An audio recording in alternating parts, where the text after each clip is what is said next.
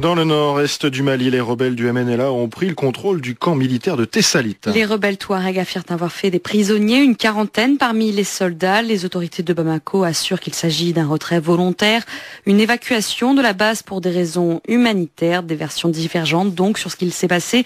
Le camp de Tessalit est pour l'heure entre les mains des rebelles, une prise stratégique dans cette zone proche de la frontière avec l'Algérie. Serge Daniel.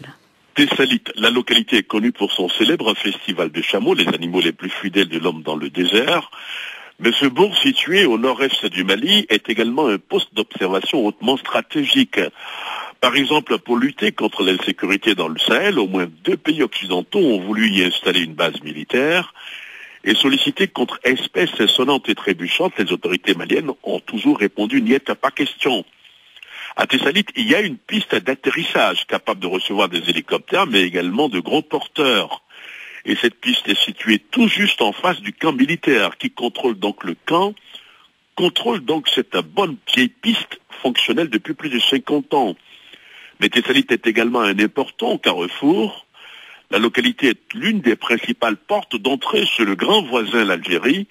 Autre importance de la localité, à partir de Tessalit, on peut renforcer ou fragiliser le dispositif militaire du chef-lieu de région, c'est-à-dire de la ville de Kidal, localité actuellement sous contrôle de l'armée malienne.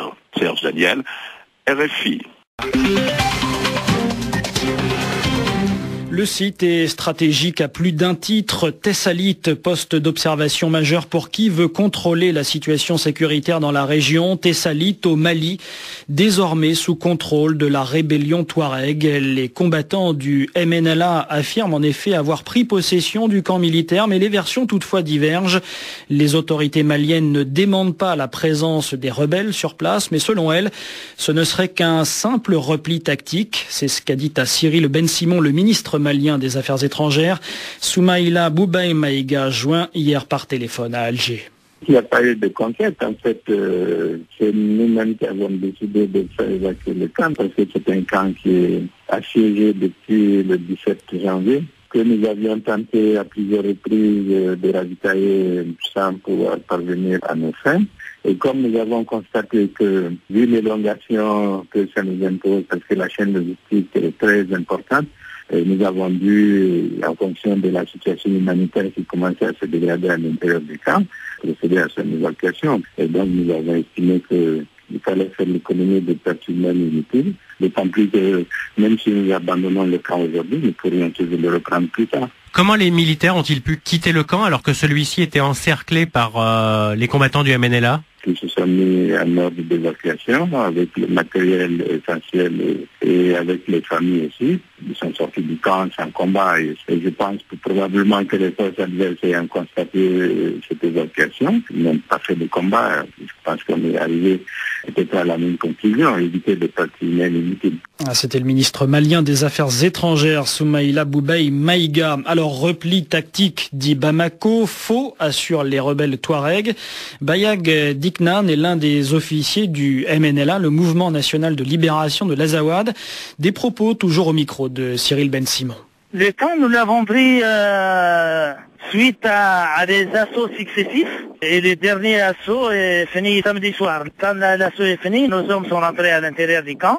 Suite à cela, les officiers du camp ont fui. On les a poursuivis et ils ont été ramenés de tous les côtés. Combien d'hommes avez-vous engagés dans la bataille de Tessalit ? On a engagé presque 600 hommes. Est-ce que, avec les combattants du MNLA, il y avait également ceux de Ansar Eddin ?